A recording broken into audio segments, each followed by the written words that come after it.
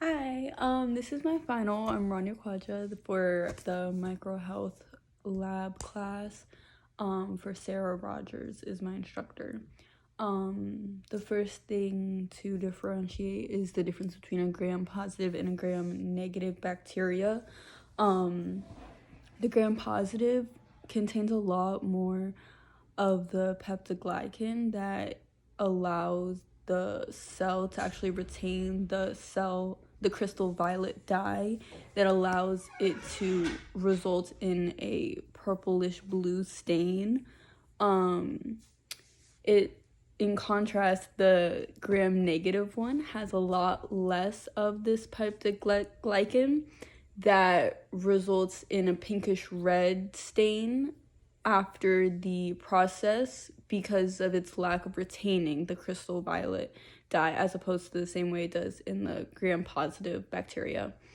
In order to perform a gram staining procedure, you'd first have to apply the primary stain onto the smear, which would be the crystal violet, which would be interacting with the gram to determine if it's the identity of it, whether it's gram negative or positive. It would then have to be followed by a mordant, which would be the gram's iodine, that would then bond to the primary stain, which is in this case the crystal violet, to reveal its identity of what type of cell it is.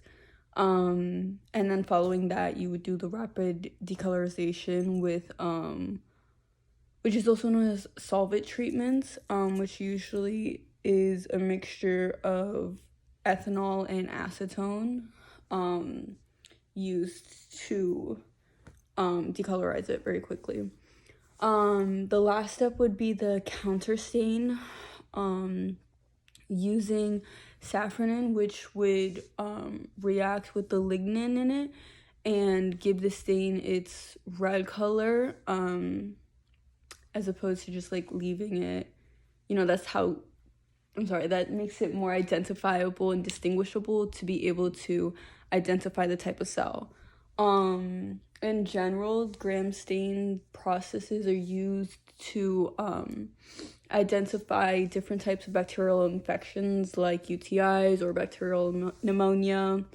They're usually used to diagnose the presence of bacteria as well as identify the cause and type of bacterium causing the infection. Thank you. Have a good day.